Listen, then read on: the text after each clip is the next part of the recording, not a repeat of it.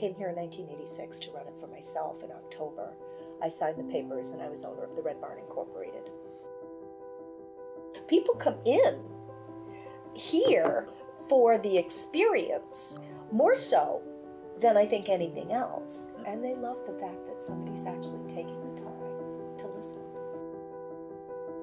Find that balance between doing what you love that isn't really work, that might pay the bills, and more importantly, can resonate with people and actually to some extent help people. That's pretty rewarding. Without my customers, I would be doing what I don't love, guaranteed. Good evening. Welcome to a regularly scheduled meeting of the Waterville City Council. If anybody would like an agenda, they are in the plastic sleeve by the map on the back wall. And before we go any farther, we have a special guest here in the front row. One of our Boy Scouts is going to stand and lead us in the pledge.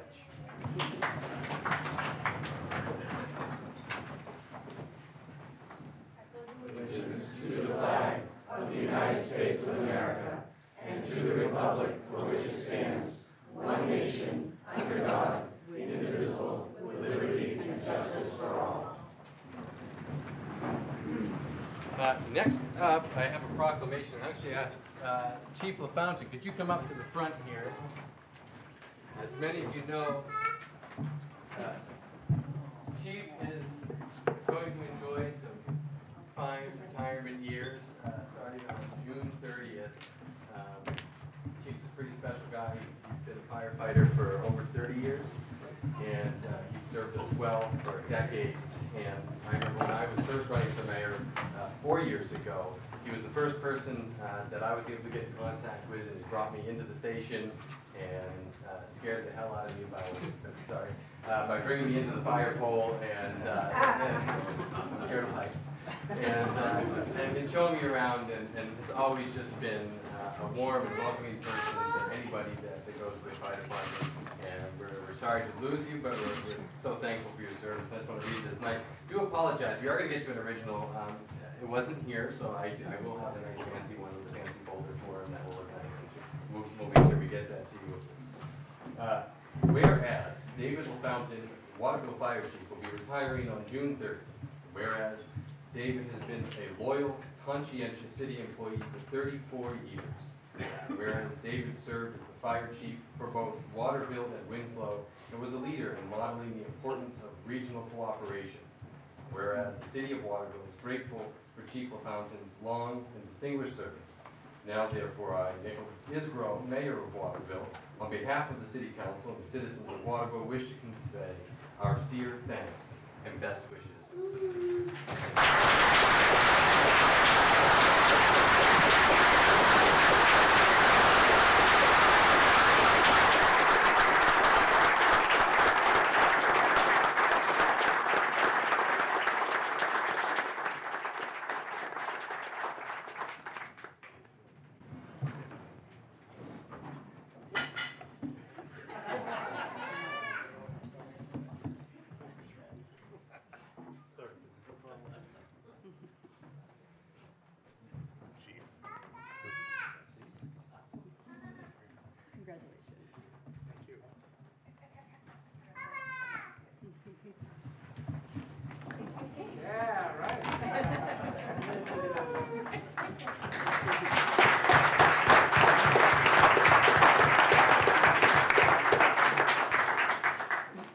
Next up is Community Notes. Community Notes is a time where if anybody has something they would like to say and speak about that is not currently scheduled on the agenda for this evening's meeting, now would be the time to do it. And we ask that you come to the podium and let us know who you are, what you have to say.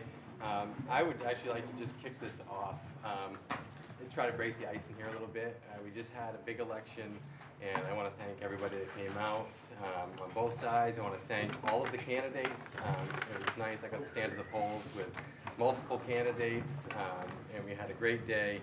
And you know, the community just went through a really tough recall election, and it wasn't just me. It was Councilor O'Donnell.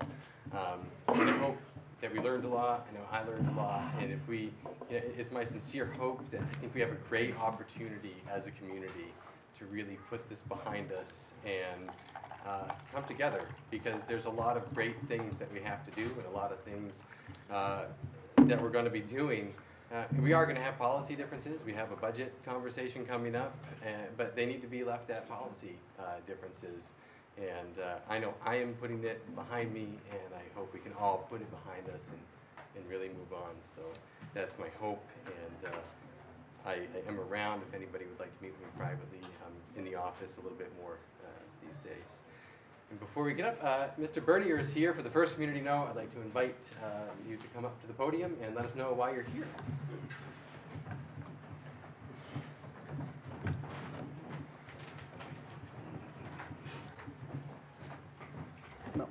Thank you. I want to thank Councilman Sewell for inviting us. I'm here to introduce to you Ben Bernier, who attained the rank of Eagle Scout this year, continuing a tradition here in Waterville, where Waterville ranks actually 5th in Pine Tree Council for cities in producing Eagle Scouts. And he, as his Eagle Scout project, raised nearly $2,000 for elms to be planted in Veterans Park. If you go to Veterans Park and you see these 6 elm trees, new elm trees that were planted there last fall, that was his Eagle project, raising the money for that. We want to thank Matt Skean of the city, who was wonderful to work with on that project. And as some of you, probably not many people in this room are old enough to remember when Waterville was known as the Elm City, but they were wiped out by the Dutch elm disease. And this is part of restoring that there are now disease-resistant cultivars of elm trees, and hopefully this starts down the road of restoring the days when Waterville was known for being lined with massive elms on its streets. And I thank you for your time. Hey, you want to stand up? Can we give you a round of applause here?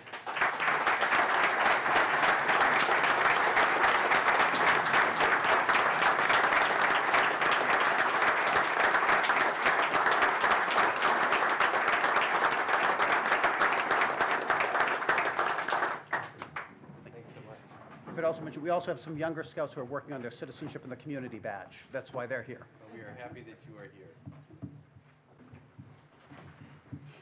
Community notes? Yeah, Julian Payne, Ward 5. I'd just like to welcome the mayor back. It was a very stressful time for everyone, my family as well. And as a new board member, it was not something that I really wanted to have to deal with this year. I think on the school board, we all had divided opinions on the recall, but it never got between us. We respected each other's differences and opinions and worked together as a board. So the council now has 2.5 years to work with the mayor, and I hope you can put this recall behind you and get on to doing the city business and things that are really important to the city. I'd like to congratulate Bruce White for 109 seat, the Democrat that will represent me in Augusta. And I'd like to also thank Nathaniel for really staying out of the fray. And as a councillor, I'm sure it was stressful at times and you were pulled in to possibly take sides, but I think you stayed out, and I think it served your ward well. Because as Rachel Ohms reported in the paper, according to Jim Melcher, that it's pretty risky if you're on the council and go after the mayor. After a recall, there's a lot of bitter feelings. It really has the potential to polarize, especially if it fails. So I'm hoping that part of it is over. And for the record, I worked very hard when they were getting signatures to try and call this recall off. I met with people that were getting signatures. We did everything in our power, and Jay Colano, who filed the repeal on O'Donnell, was willing to rip that up as well if everyone would just get on with doing the city business. Unfortunately, that wasn't able to happen. They wouldn't meet with us. We tried, the business community got involved as well and tried to put pressure to call it off. So we did work behind the scenes to try and avoid this long, protracted mess. And I am seeing a lot of posts online. Councilors are apparently scared, or the last council meeting, they felt very scared after the meeting. So please, if anyone feels scared, you know, Nick runs the meeting, say something immediately, or Chief Massey's in the room. I'm sure he could intervene and also escort anyone to their car if they are actually scared after the council meetings. Otherwise, if that's not happening, I'm calling it for what it is, which is basically, well, thank you. If anyone's wondering, I can promise you, I think those feelings are put aside. We're going to all work together and do what we do.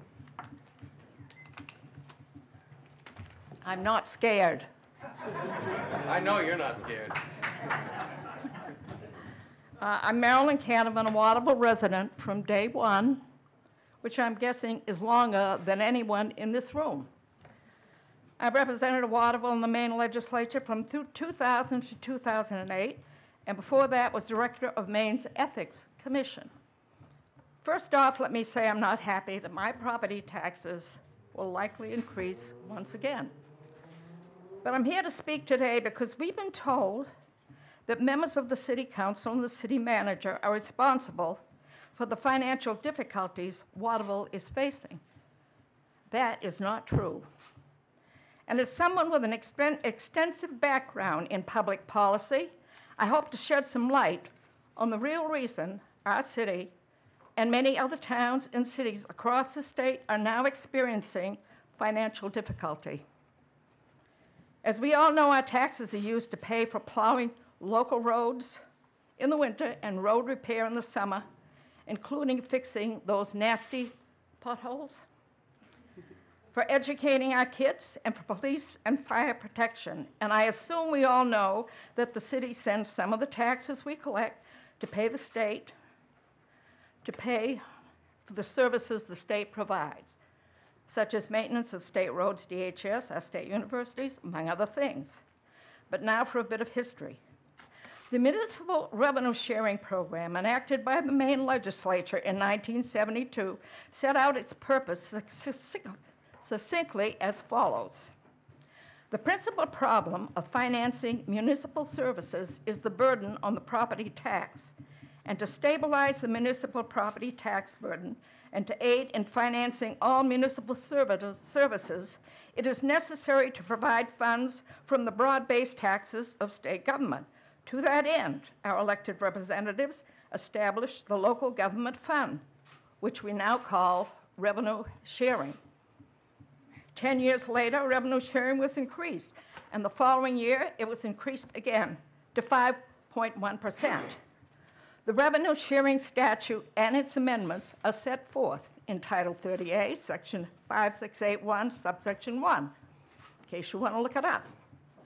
For the most part, the pledge in that law was honored until the year 2009, when state revenue sharing funds began to decrease. For instance, in 2008, Waterville received $2,024,537 in revenue sharing from the state. 6 years later, in 2014, the amount our city received was $1,111,223. And since then, funding has remained relatively flat.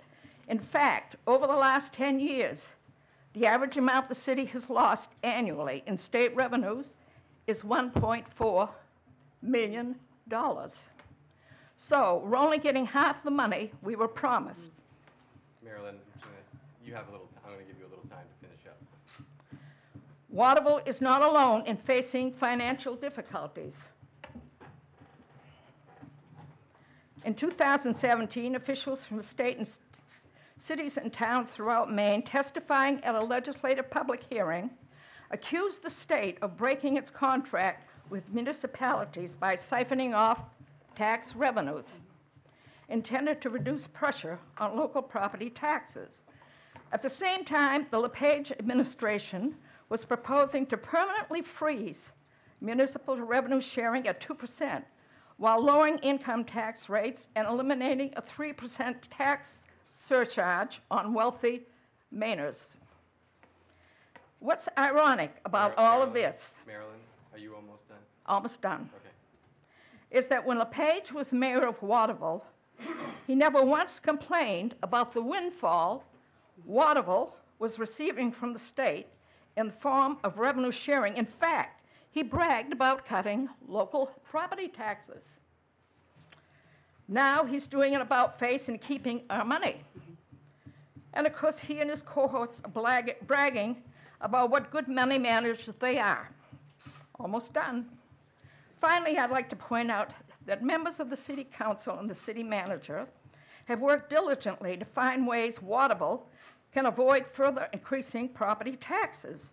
In recent years, the city has been forced to dip into surplus funds to help pay for services, but depleting the funds further would hurt our credit rating. Marilyn, I'm gonna ask you to wrap it up now, because this is actually a budget conversation. I'm trying to give you a lot of extra time. One more paragraph.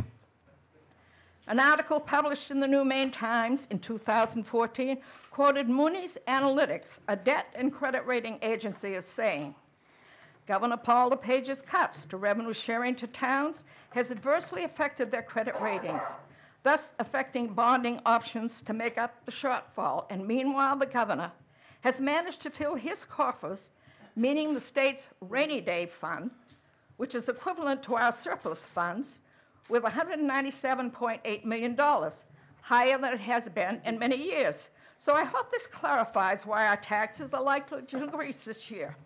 Again, and in my view, the solution is not to point the finger of blame at the city manager and the council, but rather for every able-bodied citizen of Waterville to head to Augusta when the session starts in January and insist that the state restore revenue funding to the level promised 45 years ago. It's our money, and I thank you all for hearing me out.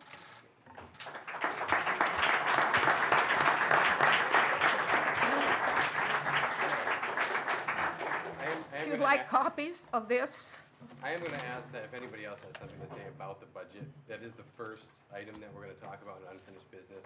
I did want to give Marilyn some additional respect. and I have graphs showing how revenue sharing has decreased and how the surplus fund. You want me to pass it? Yep. Do you have a graph about city spending increasing? Spending increases by whom? I'll talk about that when it comes to budget time.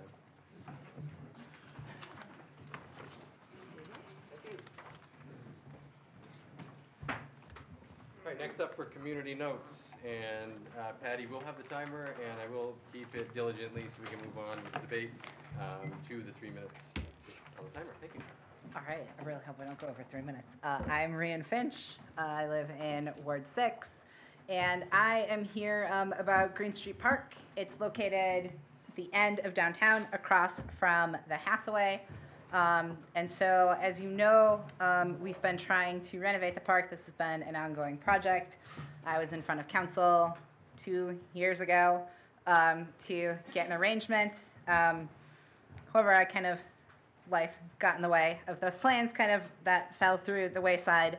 And Councilor DuPont actually picked up a lot of the slack, even though it's not technically in her ward.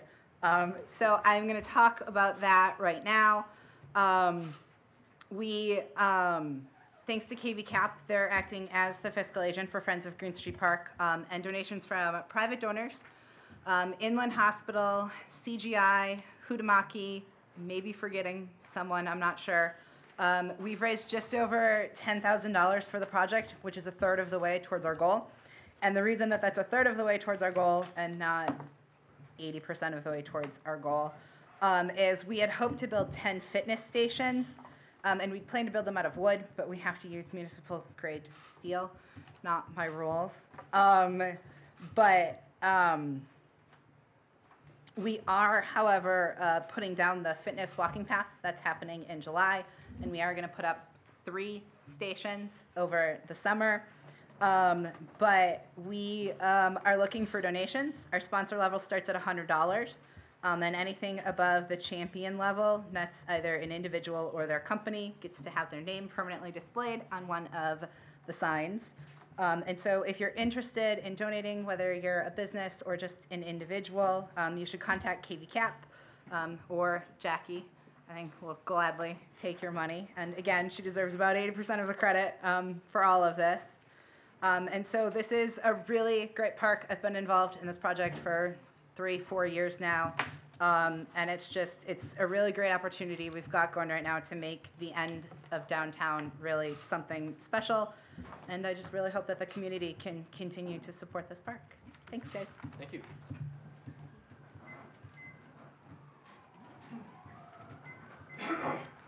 Hello, my name's Scott McInerney, a Waterville resident. I'm actually going to be wearing 2 hats. First, my land trust hat. Just want to invite everybody this Sunday, June 24th, from noon to 3 p.m. at the Waterville Boat Landing, Kuchar Field. we're holding the first annual Water Fest. We're going to have all kinds of different events. Pete's Pig, it's going to be down there providing food. We're going to have popcorn, snow cones, cotton candy. We're going to have a police car and a fire truck on display. We have a puppet show. The Children's Museum is going to have their mobile museum there. We have face painting. Door prizes are going to be given out throughout the day.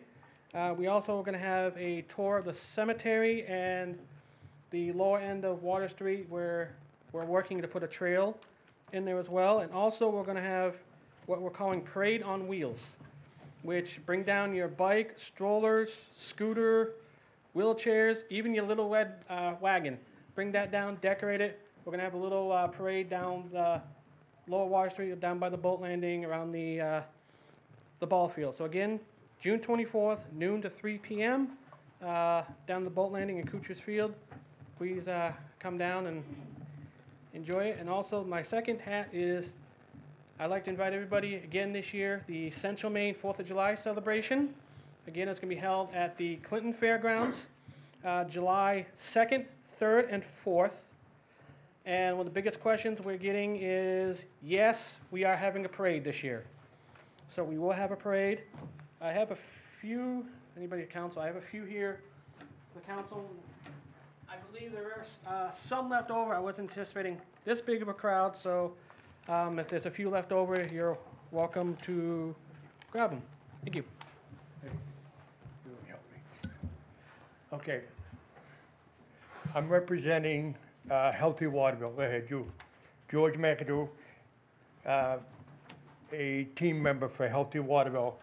And I have with me some surveys. And it's, go ahead, help me. I can't read his writing, so. Basically what it is, it's a survey that we're doing, trying to collect. It's anonymous. It's a survey that's collecting data about food equity and to try to, to broaden, build a bigger report.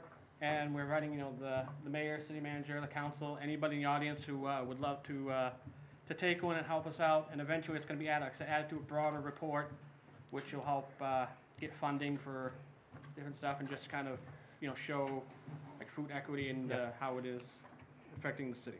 And it's helping a new thing that we just found out today. We are having Chicago come and enjoy a bright spot to take tours around our city to see what we're doing as far as Healthy Waterville. So like I said, the council got some, I'd like to have you all fill one out if you would. And anybody else that would like to fill one out, see me during the meeting or after. I really appreciate it.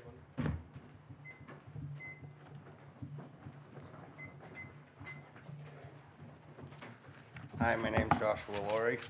I actually live in Benton now. I'm actually coming. I talked to Nick extensively about this, about my wife's father. Sorry.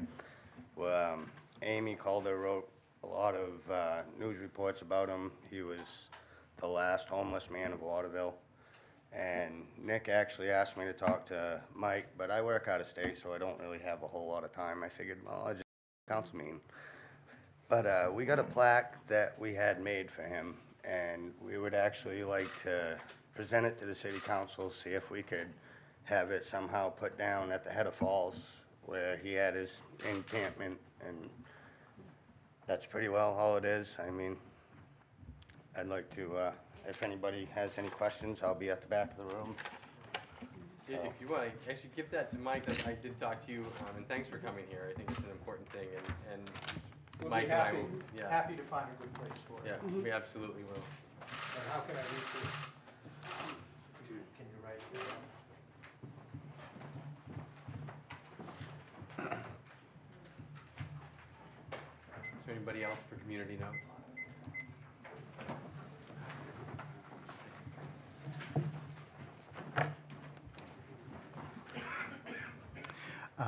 Good evening. My name is Ryan Tibbetts. I'm a resident of Ward 4. I would ask that the charter be reviewed specifically regarding the recall process in the city.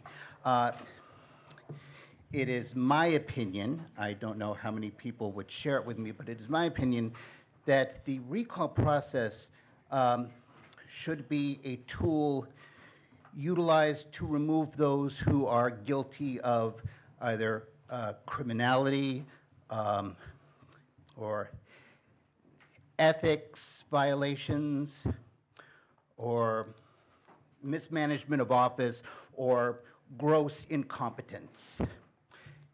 What we've seen in this past recall is it being wielded as a weapon in an attempt to remove the politically disagreeable. That is something that should be left for a regular scheduled election. Not this. Never this. And I would ask that it be reviewed and it be amended to make sure that what happened this time around does not happen again.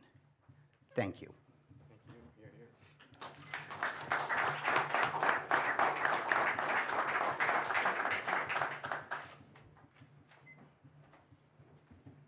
I am Norton Weber. I just want to congratulate the mayor on his winning his third election to the office. That was not original. I saw that a post online, but I thought it was clever. And by the way, when I ran, I lost by 84 votes. I think that's still probably the thinnest margin ever, but in any case. It was part of the process. It's how it worked. And we prayed hard, trust me. And I very much agree with the gentleman just before. Leave it to the process, to the voters. But this is the way it goes sometimes. So anyway, more will be revealed. Thank you. Thank you.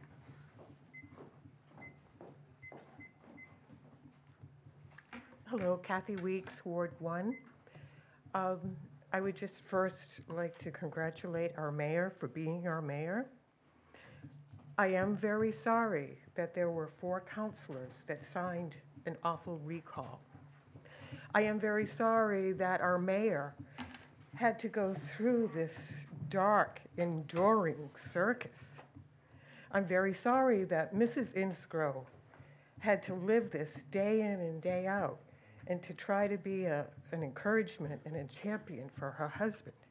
I'm sorry that their children had to go through this. And some of the children are old enough to have to go to school and face that, which I know some people here did not care about the children. I'm sorry that we have a reporter that seems to, number one, not let this story go and has to report such dark, dismal things. But I am thankful that the prayers were answered.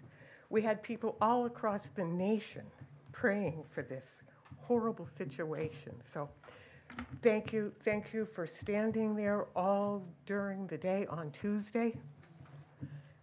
At least the weather was with us. It wasn't 90 degrees, but you would have stood there anyway. So I am very proud to call you my mayor. Thank you.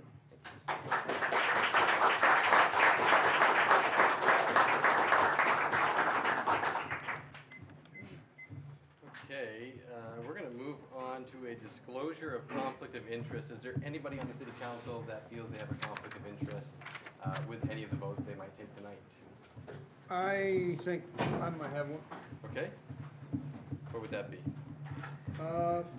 Canvassing of votes, determination of results of a special municipal election.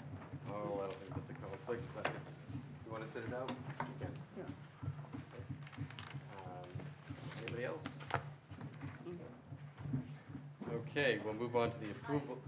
No, we haven't got there yet. I promise we'll open the floor for that. Moving on to the approval of the consent agenda. Can I get a motion for the approval of the consent agenda? So moved. All in favor? All right, unfinished business order 105, 2018. Move to read by title only. Second. All in favor? An order providing for appropriation of municipal and school operating budgets for the period of July 1, 2018 through June 30th, 2019. Move to adopt. Second. Okay, open up for any council, any questions or commentary from the city council. Then we'll move it to the public. First of all, I know that I said quite a bit at the last council meeting regarding the first reading of the budget, the municipal budget, which is at, what we're voting on tonight is the 1.95 increase, and I talked about how important it is on the part of the council to look inside themselves, their credibility, their integrity, and to find solace in their constituents and what that means to them as far as their stories. There's stories on every street in the city. There's for sale signs on every street in the city. One of them's mine. There are many many things to talk about and take in on this. This budget was originated with a 3.14 tax mill increase. We were able to bring it down over workshops to 2.23. And the final result, after some diligent work and stuff with all members of the city council, including the administration, we have it at 1.95.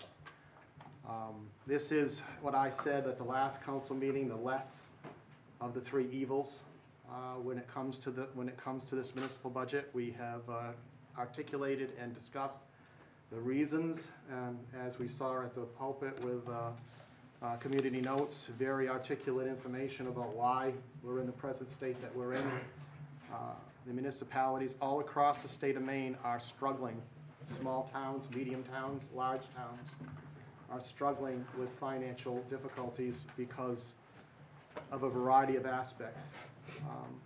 And I take this vote as the most serious and the most important vote of the entire year. For my constituents, I have a neighbor that lives in a handicapped accessible home that pays over $7,000 a year in Waterville City taxes. Very heartbreaking because the house is not anything elaborate. It is basically designed to help him get around from suffering a terrible accident that has him wheelchair bound. But to pay that amount of taxes, and mine being next to him, aren't very good either.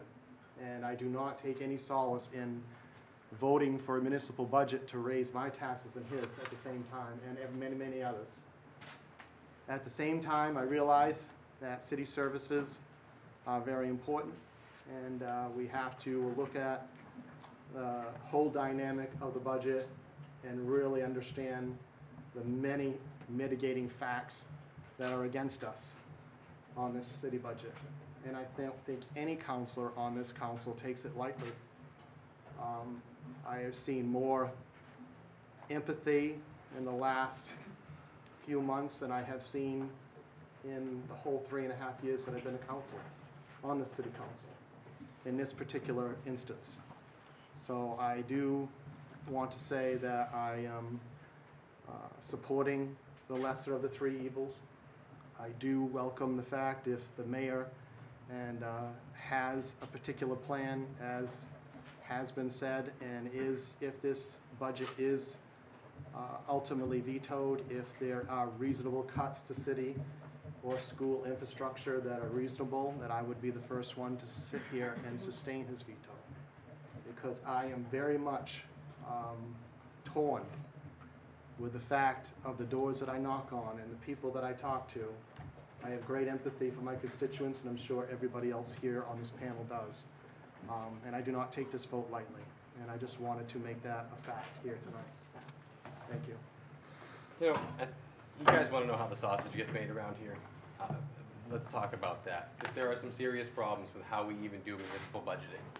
And I want to go back to, for 2 years, Councilor Soul has kind of led the charge on this conversation. where he's talked about how if you want these budgets to work, you can't just vote on things all year, spending, then get to the end of the year and say, oh my goodness, we're in a really bad spot. Because you don't think about it throughout the year. What we should be doing, what has been requested but denied from Councilor Sol, is that a year in advance, we say, hey, all department heads, including the schools, next year, this is where the mill rate is gonna be. And that's what you shoot for, because you have to spend the entire year. That's how companies do it. You know, I take exception when knowing the situation that the city is in. The largest employees union in the city gets negotiated a 6% pay increase. Okay, I don't know many people, working people in Waterville, seniors on fixed incomes who have a 6% pay increase with no renegotiation of benefits. And yet, so that happens, and it's just cooked into the budget. And then we come here, and then we try to scare the hell out of people by saying, oh, well, if we cut the budget, we're gonna have to go to all volunteer firefighters. No. Until the people are willing to say, this is the amount you get. It's like seniors on a fixed income. Their prescription costs go up. They don't get more money. You have to figure this out. But you have to figure it out ahead of time sometimes. So until you go back and say, well, I don't care what you negotiated behind closed doors. You don't get new positions and 6% pay increases. You don't get to spend $300,000 on a river walk when we promised the people we weren't going to do that. We have to have a real community discussion, and it may not happen this time around. I understand. I know where the votes are here. I get that. But at some point, we need to be able to have these conversations openly without people being terrified of being labeled as anti-this, anti-that. There needs to be a real discussion, because what happens is we get here, after we vote on stuff all year, like Packer trucks and things like that, and then we get here, and it's this panic, and we're telling people we're going to have to gut the police department and fire department. Why are we picking on police and fire? I completely disagree with that. I really hope this process changes in the future, because it's not right. Yes? Can I just add something that, Sydney was talking about? So many people have asked me, like, what is different this year than how you did it in the past, these closed door meetings and secret meetings and stuff, and the answer to that is nothing is different this year than in the past 2 years that I've done it. All of our meetings had all the city council members at it. They had the mayor at it. They had the city manager. They had Heather Rowden, our person that's in charge of the finances. So nothing was different there. We never had any meetings that the mayor was not at. We didn't have anything like that. So the process was the exact same that it has been all 3 years that I've been on the council. So for those people that asked what was different this year, nothing. Thanks. So other questions or comments from the council? I'd like to say thank you to Merrill and Caravan, because even if we weren't given what statutorily we're supposed to get from the state, even if the government didn't put $190 million in the rainy day fund and just gave us, let's say $900,000, we wouldn't have any tax increase. He's not coming close to what we're supposed to be getting, folks. He's putting it in the bank. That's why we're paying higher taxes.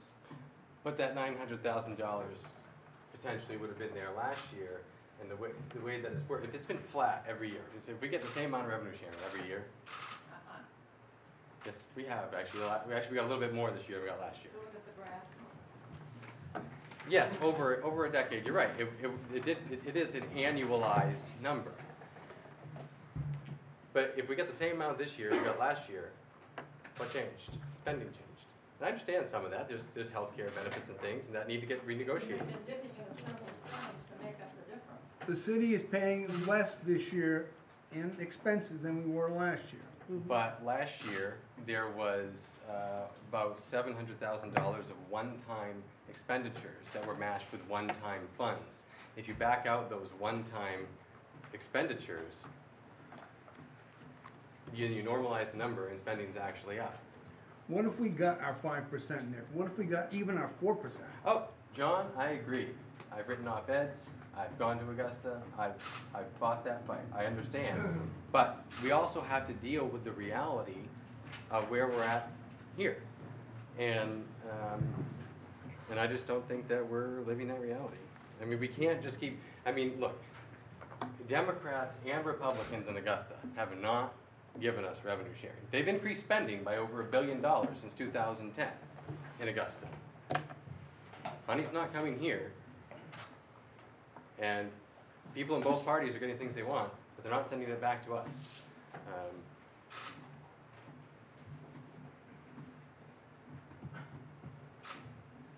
Is the council okay if I open it up to the public? Yeah, we'll ask you to come up to the podium and state your name and let us know who you are. And Patty, if you're there with the timer, we have about 3 minutes. Well, this is just in response to what you just said. You mean the city councilors never, his phone is ringing. Steve, that was your rule. The city councilors or the city manager or maybe even the mayor never, ever talk about budget issues outside of this room or scheduled meetings? Ever? Not even. Do you want an answer? No, I'm not supposed to give an answer. Oh, okay. Well, I do know, didn't Councilor Lessing I'm here to chair the meeting. talk to you This is about your meeting. the civility issue when you were drafting that? Right?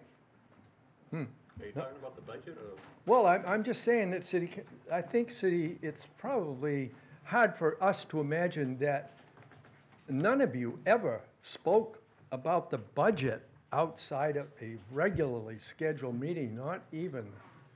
I didn't say spoke up, I said meet about the budget. We did not meet about the budget. We met about the budget every time as a full council. Oh, like yeah. we always do. Oh, yeah. But Oh, did well, we speak it about was the just council? sort of been written up that, that there was this, that they never talked about it amongst yourselves outside of a regular scheduled meeting. But that's all and I agree with, so. But didn't you speak with Lauren about the civility issue, drafting that? I have no idea what you're talking No, okay. Okay, anyway, sorry. No one can ever get a hold of me, so. That's true. Hi, I'm Sandy Sullivan, and Mr. O'Donnell, what if I was a millionaire? I wouldn't have to worry about paying my taxes. The fact is, I'm not a millionaire, just like the governor's not returning money. So we have to learn to live with what we have. Mr. Mayor, you said something about presenting the council with, this is what the mill rate's going to be. How do we change the process that? Well, I think the council needs to do that. Well, if you want to do it as a citizen, I believe, and I would have to check with our city attorney and city clerk, there is a citizens initiative. Well, someone needs to change it. There is a citizens initiative process, and you can get it. I believe that there is a citizens initiative process where you can start a petition to create an ordinance in the city. I could be wrong. You'd have to check with the city attorney on that. But otherwise, it's really the city council needs to start doing that. I mean, frankly, my fear is, we look at this year, if we don't say now where we want to be next year, what's going to happen is we're going to vote on spending items all throughout the next year, and then we're going to get to the same point again, and we're going to wish we hadn't voted on spending items. And we already know that within, Mr. Roy has said, 6 months to a year, he's going to be asking for us to vote on bonding, which means more money again. And one other question, Mr. Sewell, you said no other meetings. I attended most of the budget meetings. Were there other meetings that the public wasn't at, that the council meets? We had department head meetings, right, with. Yeah, I think that, with the mayor. I believe what she's questioning is that. Well, what I'm saying there was is, never a meeting where 4 or more councilors were present. because of all of the meetings that I attended, I'm going to say in all of the meetings, there weren't 3 questions asked by this council of the departments. Why do you need this much more spending? Why are we spending this? I never heard a single question asked. So if you're not questioning the budget, how can you bring it down? That's all I have to say.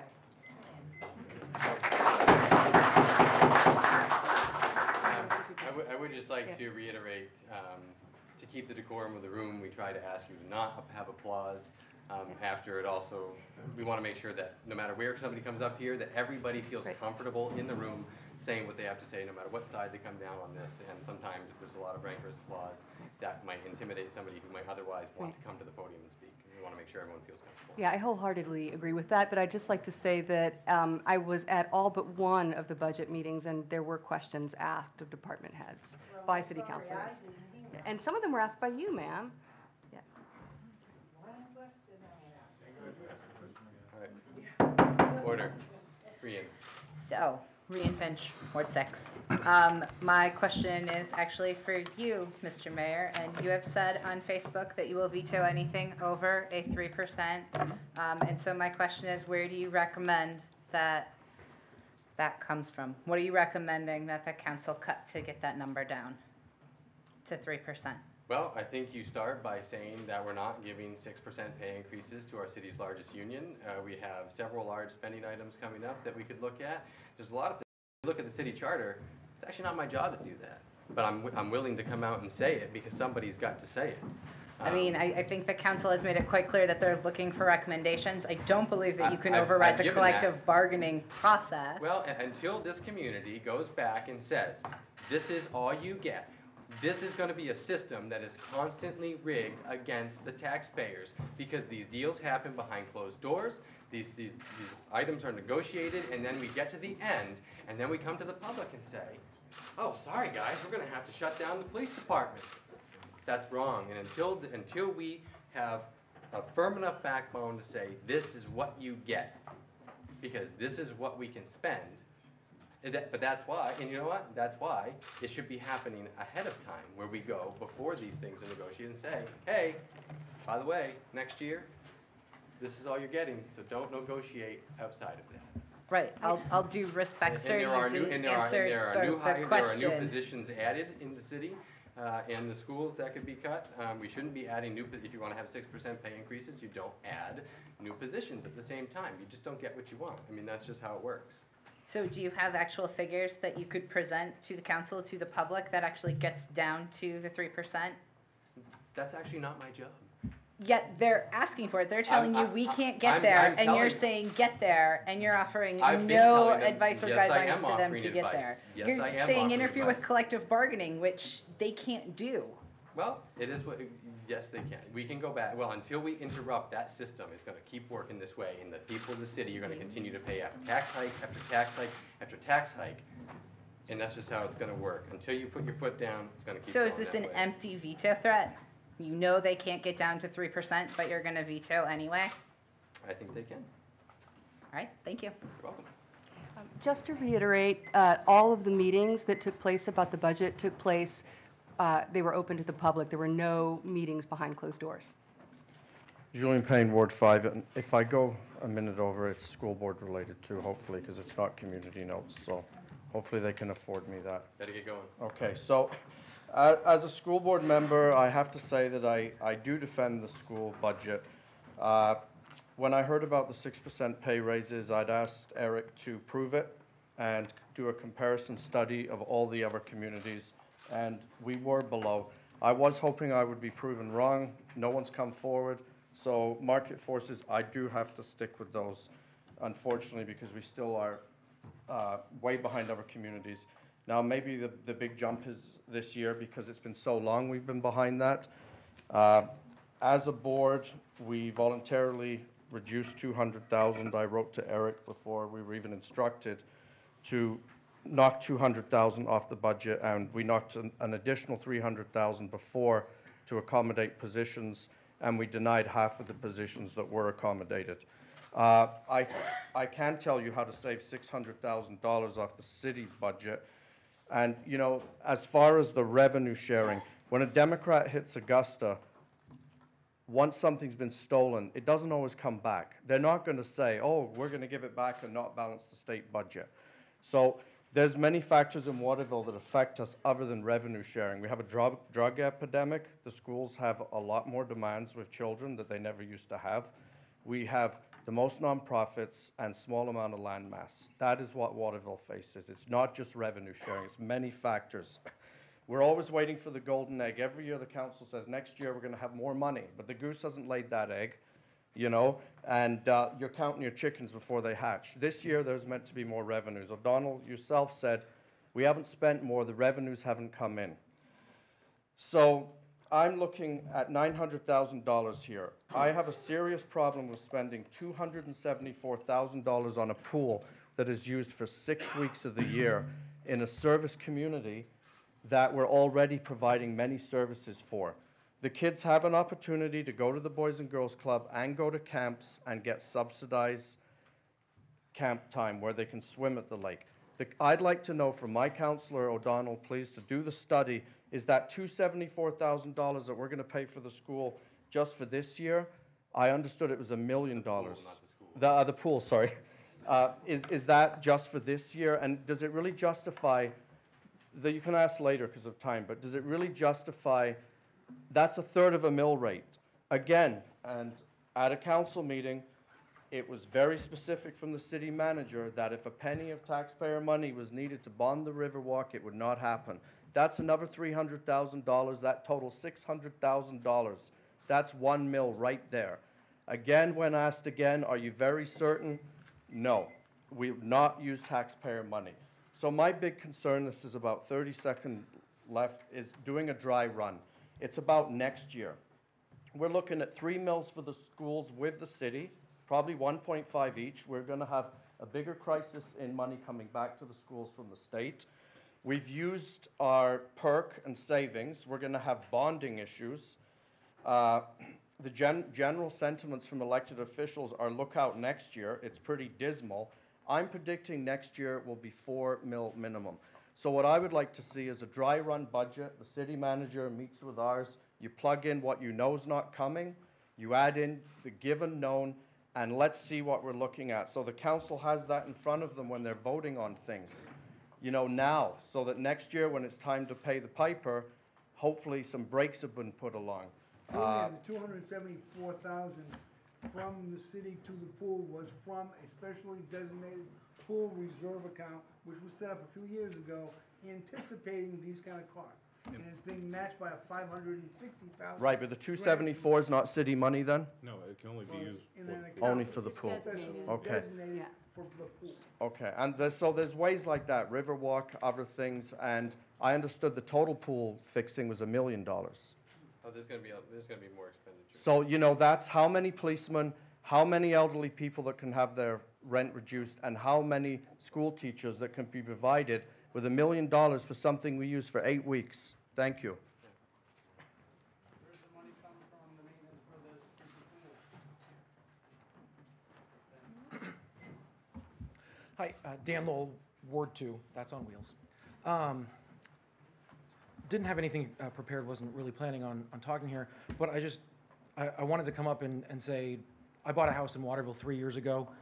Hindsight 2020, don't buy a house right before the city reevaluates property values, because that gives them a nice big shiny number to look at. But my taxes have gone up almost $1,000 in 3 years. The question was raised up here, if we're not going to raise the mill rate, where are the cut's going to come from? If we do raise the mill rate, the taxpayers of the city have to come up with that money. We're not getting an increase from our employers just because the city's raising their budget.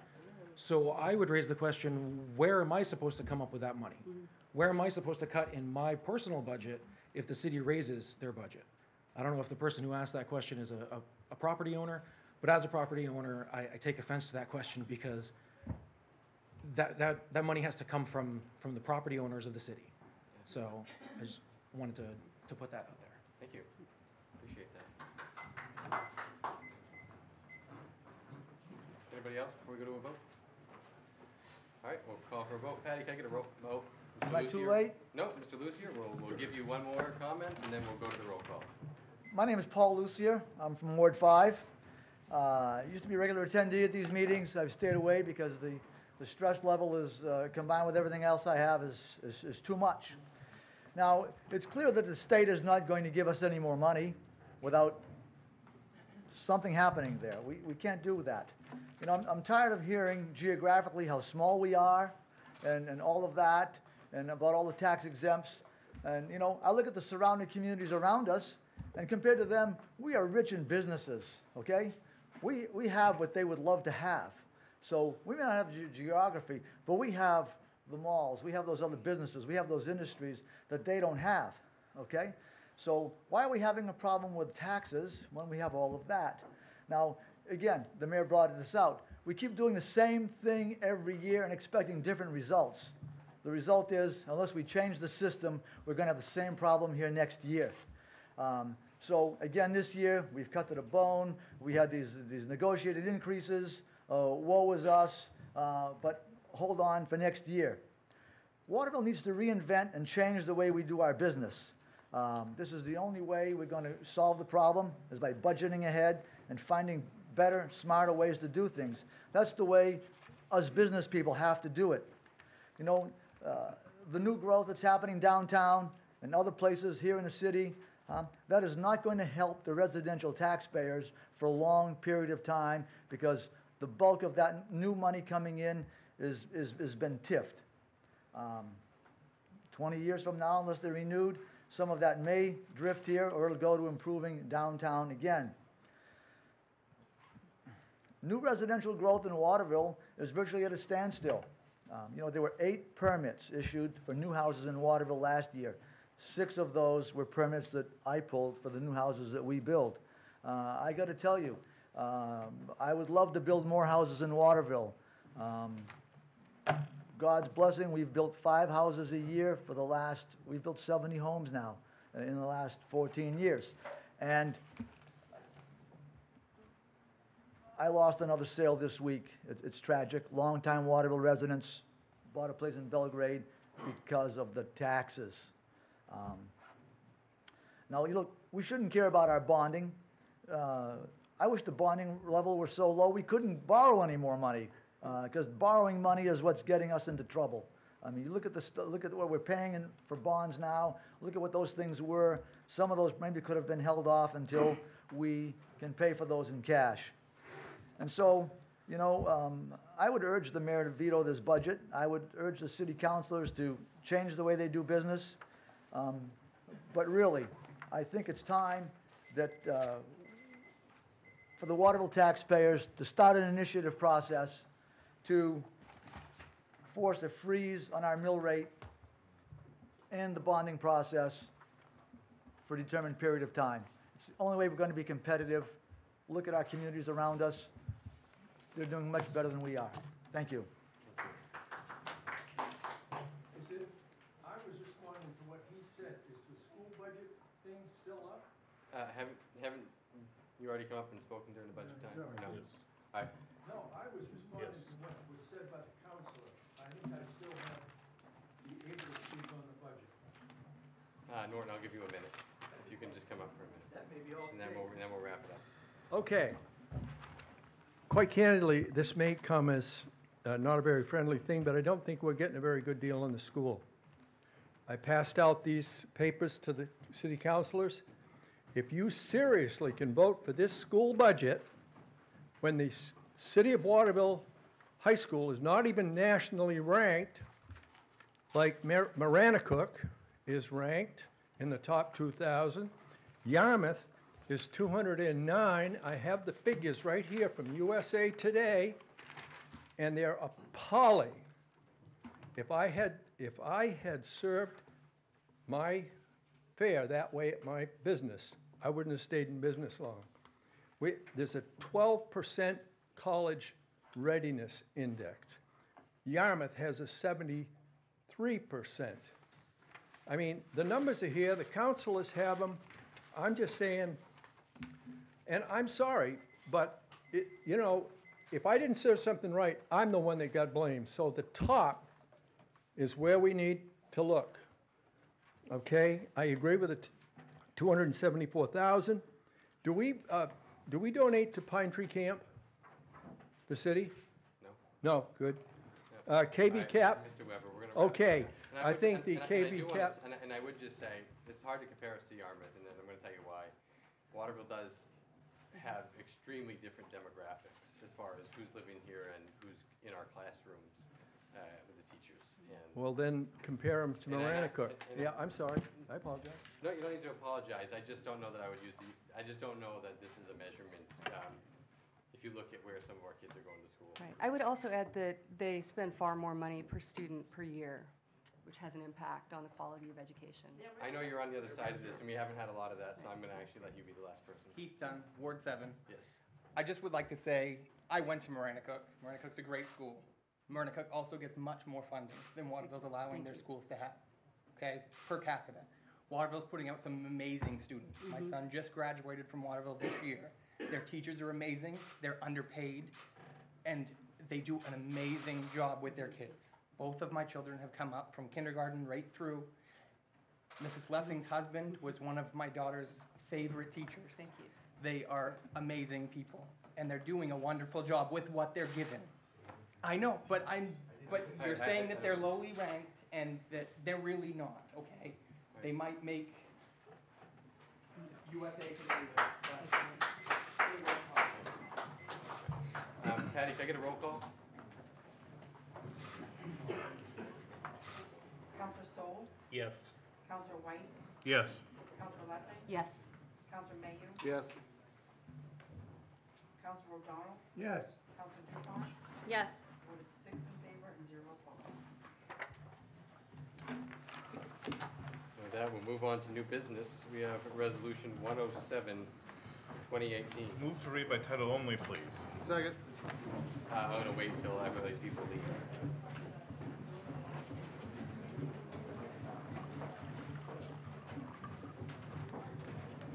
I'm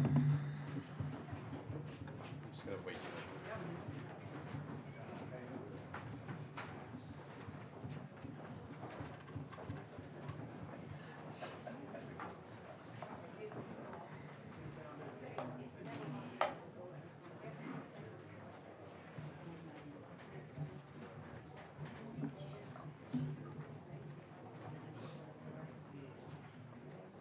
All right, we had a motion to read by title only, and it was seconded. All in favor?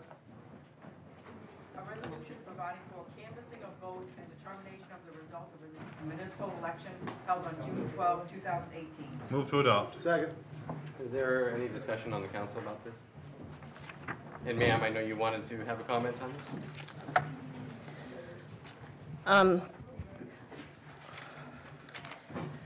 My name's Nancy Sanford, and I live in Ward 1.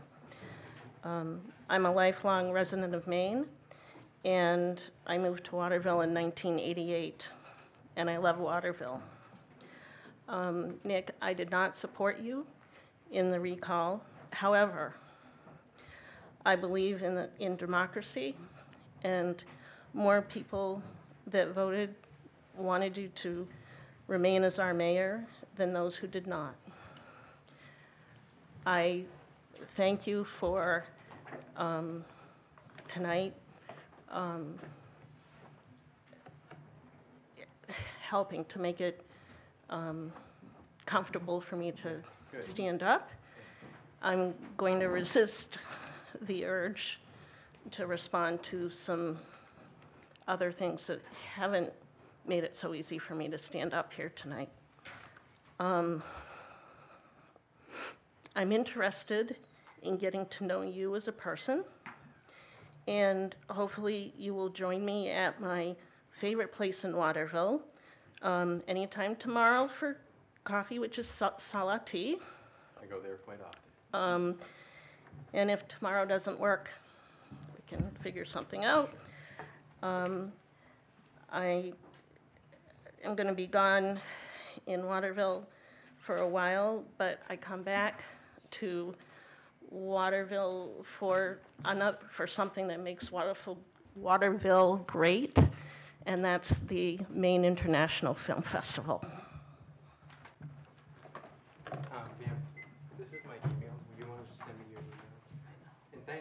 not comfortable to get up and do that, and I appreciate that, and that's, thank you. All right. All those in favor? Oh, I'm abstaining. You sure? Yeah. All right. Next is Resolution 108, 2018.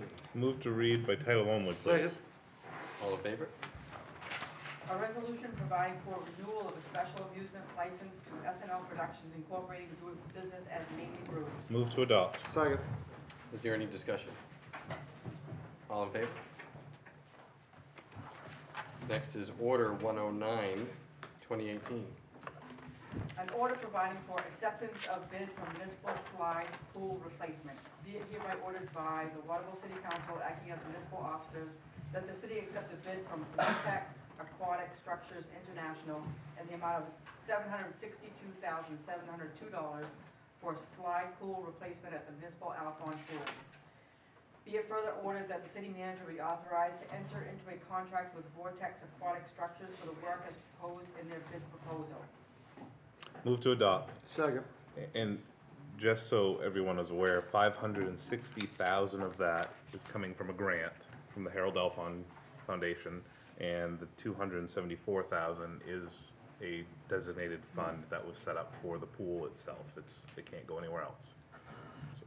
I do think going forward it warrants a public discussion about, because it is true, we always talk about how we're a service city, we're a service center, we're a service center, we're a service center, and that's why everything costs so much.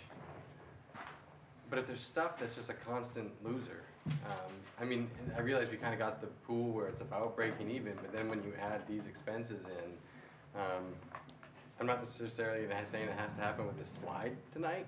I don't think this is the appropriate venue to have that discussion, but I think that's a point that needs to get raised where I think we should start having a discussion about the cost of infrastructure, what point do we have unsustainable long-term infrastructure? Are we building too much? Are we doing too much when we could do with less for the people who live here? Just a commentary. Mayor? Yes. Could Mr. Champagne speak for us on behalf, because he of course played a role in this? Sure. As far as the funding goes, I'll leave those questions for Mike, but essentially we received two proposals. We put an RFP out the end of April. So the entire month of May, they were given time to come and take a look at the pool. We had a non-mandatory pre-bid meeting at the pool with Vortex and Weston & Sampson. Weston & Sampson is familiar with the pool area. They actually did a review of the pool back in October and provided a good detailed breakdown of what needs to be done there as far as infrastructure improvements. So they, of course, were interested in the slide project. Vortex was another one that came in kind of last minute. Did provide a very detailed proposal, and the representative was there discussing assessing the existing pool slides, but also providing an example of what they would actually provide for in their proposal. Vortex came in low at $762,700, I believe, $702, and I would say that they're a competent bidder, and I would recommend that we go with them with this proposal. How long will the slide last after it's constructed? That's a good question. It's hard to really pinpoint, but it's certainly a question that we can ask Vortex as we move along. The hard part is with the fiberglass pool slides is that they're just used so much with the scouring velocity of the water. It just can only sustain so much, and that's kind of what happened to our existing slides. Excuse me. Which have lasted how long? The ones that are there now About 20 years. Talking. If there's any other questions about the proposal, I'm more than happy to answer them for you. Sure. Go ahead. The work that's currently happening right now at the pool, That's a good question, Mike. Do you know this current work at the pool right now? Do you know who's doing that work and where that money's coming from? The only thing I know they're doing at the pool now is just getting it ready for the season. It opened on the 16th. Well, I walked there on the little walk that runs behind the pool, and for several days. It was completely dug up and piping was everywhere. So that costs money, I'm sure. Well, it's that, and of course, I don't know if it was in the past couple of days, could have been the Oh, Kennebec Water District. That's where the water district line break is. Right. It's under It is Missile. directly behind the pool building. I know what you're talking about. I walked that as well, and it There's was, a water district line crossing underneath Messalonsky Stream Road. It's in that area, so that's what the dig is about. Okay. It's about Is the that why water. my water's brown? That's why your water's brown. Make sure you run it, There's a take your warning sign aerators right off about and it. rinse the aerators too, put them back on.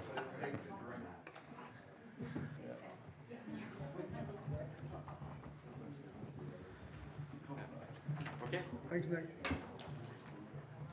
all right, we'll take a vote, all in favor? Next is ordinance 110, 2018. An ordinance providing for amendment to marijuana moratorium ordinance. Be it enacted by the Waterville City Council acting as municipal officers that the marijuana moratorium ordinance be amended to extend the term of the moratorium for an additional 6 months. This extension to January 16, 2019 will allow the city time to review the recent changes to state law and how they could affect the city in the future. Attached is a copy of the current moratorium ordinance, which will expire on July 16, 2018. move to adopt. Second. Is there any discussion? Are we think we're gonna fix this time? Will this be the one? This time period? Well, I think that's why we hope to form a committee on the next item on your agenda, is to have that committee study it in some depth and come back to the council before the end of the next moratorium and be able to suggest some specific things. Then, of course, we might know better from the state exactly how they intend to regulate marijuana sales. Are there a couple buildings in Waterville now that are preparing to be marijuana dealerships? Or does the name just kind of imply that? There are a couple, right. Yes, already. Yes, Is this the moratorium for downtown, or is this? we still have the existing ordinance in place for the downtown that forbids any marijuana distribution or sales or anything. Correct. So the moratorium, of course, would cover anything new that might come up for the downtown.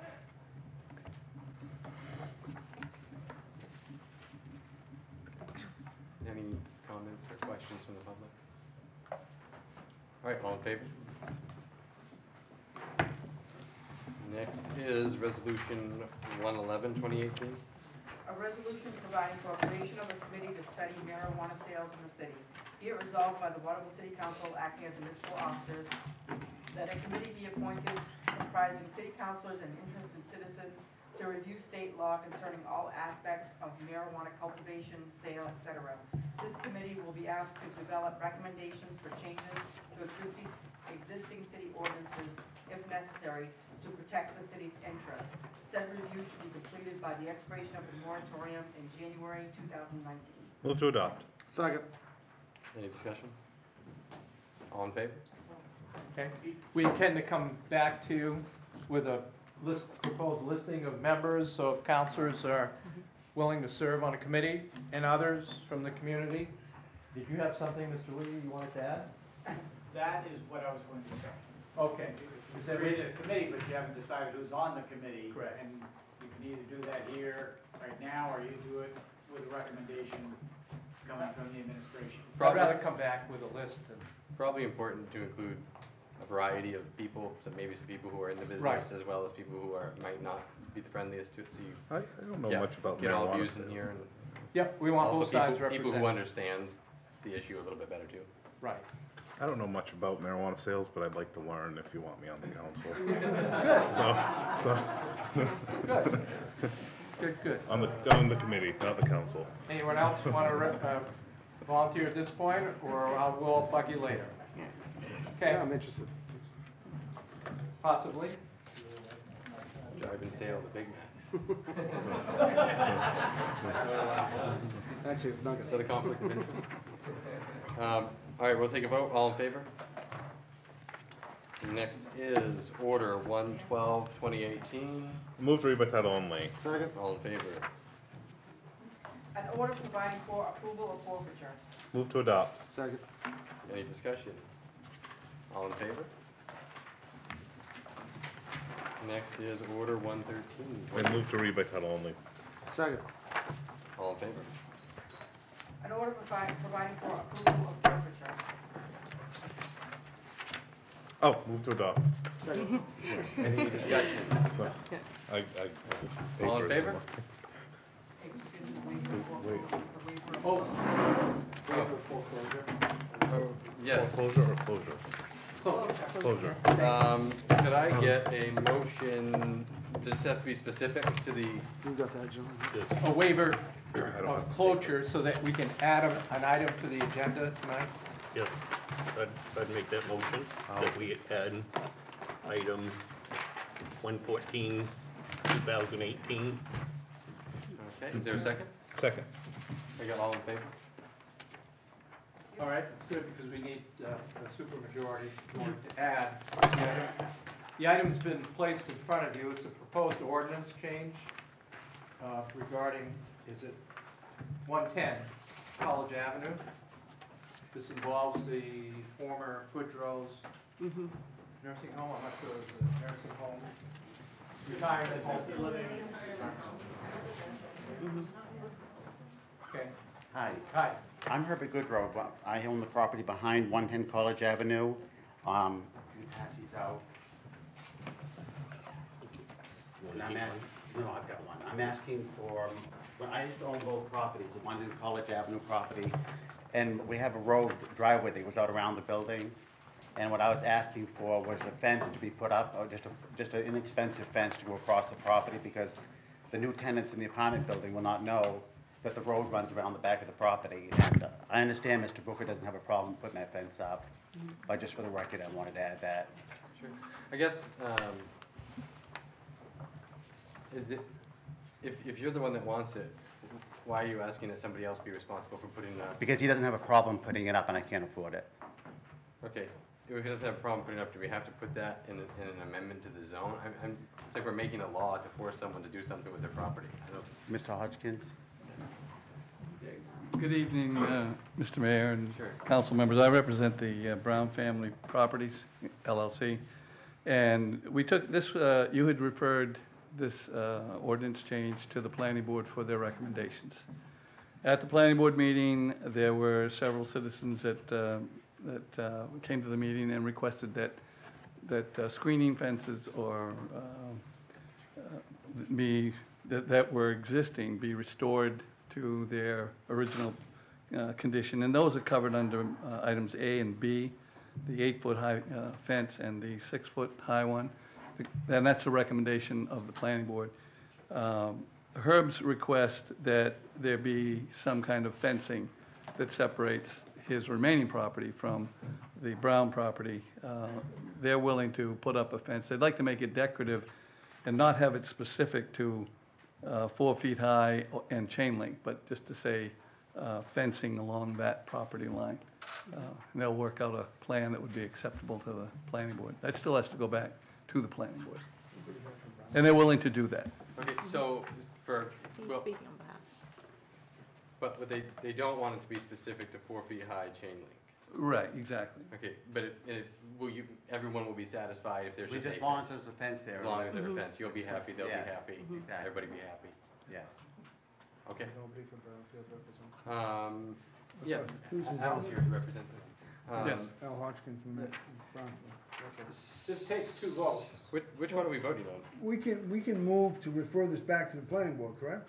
Right, but I think that's really a Needless positive step? waste of time. Oh, I thought they were gonna try to work it out. No, they essentially worked it out. We've worked it out. So do you have to amend this right now By to your just say a next- fence? By your next vote, because it takes 2 votes to amend the ordinance, you could have voted tonight as it is, and then at your second vote, amend it to include this. Probably the easiest thing. Include the specific language they agreed to. Language right there, all they have to do is chop out the 4 foot and the chain link. And then Just say the fence? Gregory's and Mr. Goodrow won't have to come back again. We're looking at C. I make a motion to amend and take out the 4-foot and chain link. And just Done. say, and just say fence. And just say fence. Second. Strike it. Okay, all in favor of that amendment? And can I get a motion to move as amended? Move as amended. Second. Okay, so, We get a fence. okay, great, everyone's happy, all in favor? Thank you. All right, everybody's happy, great. Good fences make good neighbors. Fences are good for neighbors. Now, behave yourself, Mike. I'll try. I had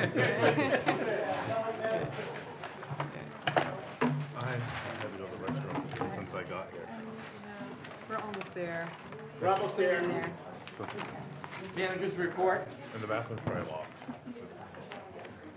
I have 3 items under my report. The first one is that, starting at your next meeting, July 3rd, there'll be a different film crew. Actually, we are going to have Chad back, who did the filming for many of our meetings through working with the town of Fairfield. I want to thank Dan Chassé for his work up till now doing the filming. So our contract for filming council meetings will be directly with the town of Fairfield and not with CATV. Second item, Is that saving us money? I'm sorry, Why is that? Is that saving us money? that's the same amount as what we had been paying, but the town of Fairfield no longer does business with CATV. Are those videos gonna get uploaded, so people can watch them online? Cause I know, It's the same, we're gonna get the same deal we're currently getting. so they're gonna be out on YouTube, people can watch them, they can get them on Facebook. We're gonna get the same deal we're currently getting with CATV. Part of your deal right now.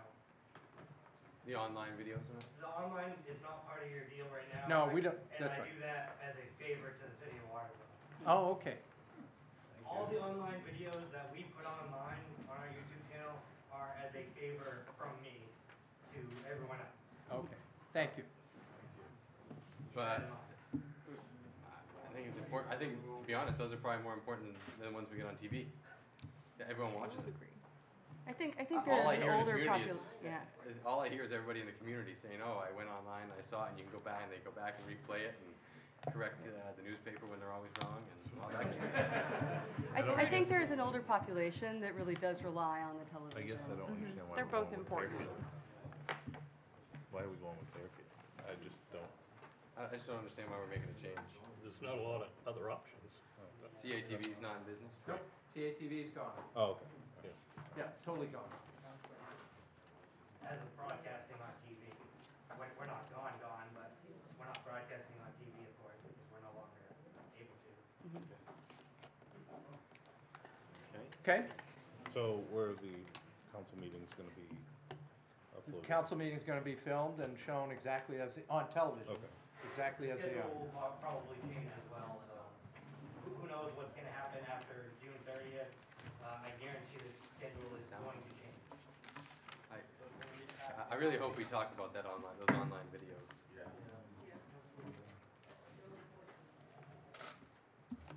I'll do whatever the council wants to do.